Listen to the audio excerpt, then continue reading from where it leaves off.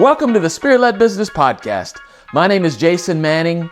Tax season is in full swing. Have you ever received a tax bill that was higher than what you expected? I was talking to someone the other day and they were telling me they were a little disappointed that they were breaking even this year. They weren't getting a tax return.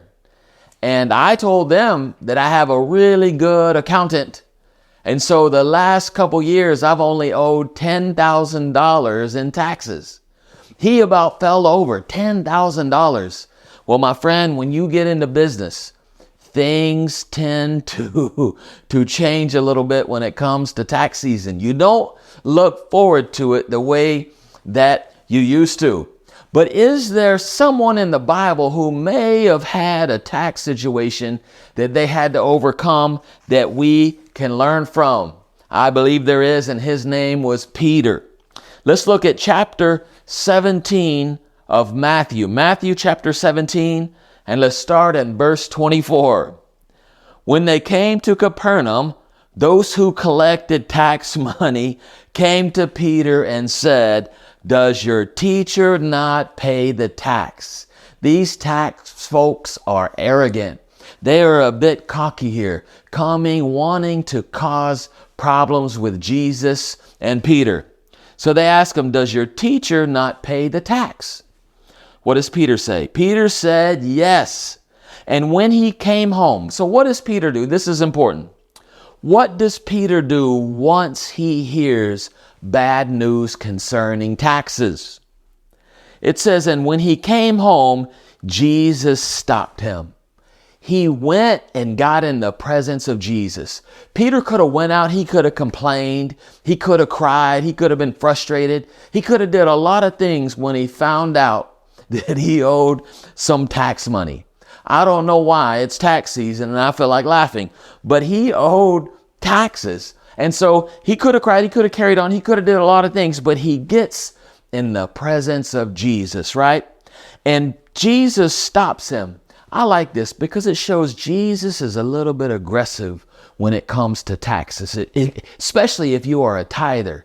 If you are a tither, you can count on Jesus coming through on tax season. Watch this. And when he came home, Jesus stops him, saying, "What do you think, Simon? From who do the kings of the earth take custom or taxes? From their own sons or from strangers?" Peter said to him, "From strangers." Jesus said to him, "Then the sons are free. However, lest we offend them, go to the sea and cast a hook."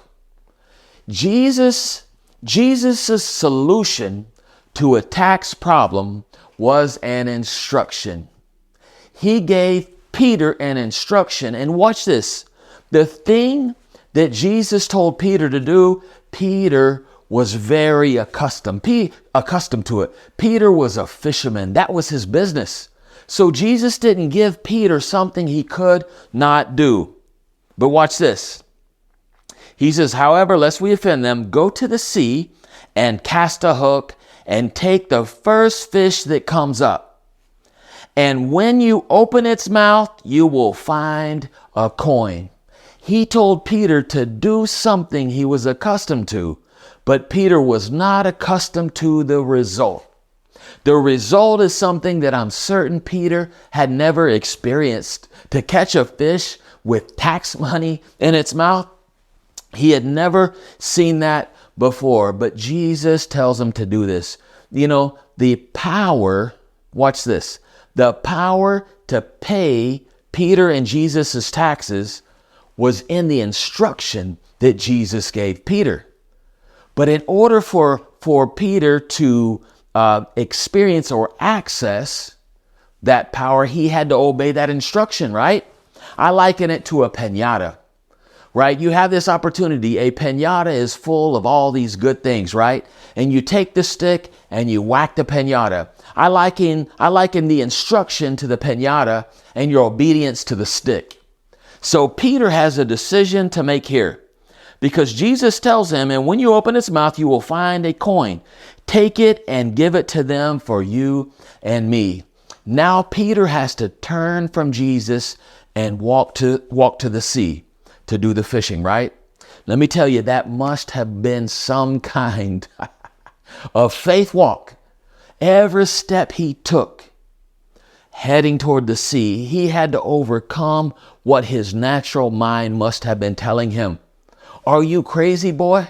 You think there's going to be money in the fish's mouth? Your whole life you've been fishing, right? No doubt he had to probably, skin the fish and clean the fish, do all those things.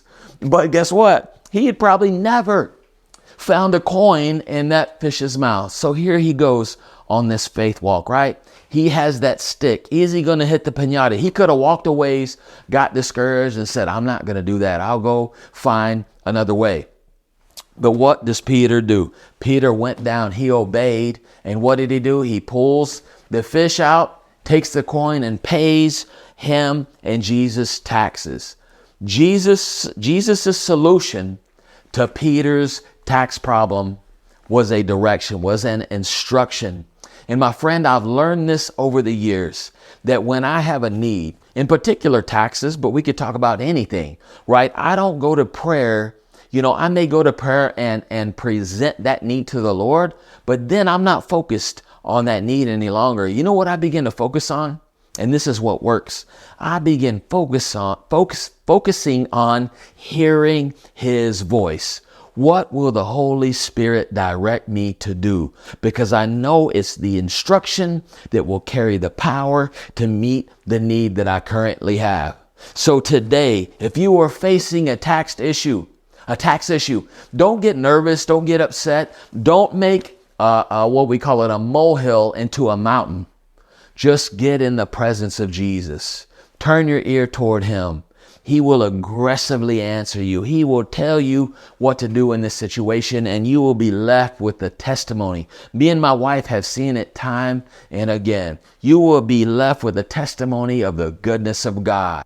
Thank you again, my friend, for tuning into the Spirit-Led Business Podcast. Be sure to subscribe to the YouTube channel. Also, share this with someone. Like these videos. Be sure not to miss an episode. And until next time, God bless you.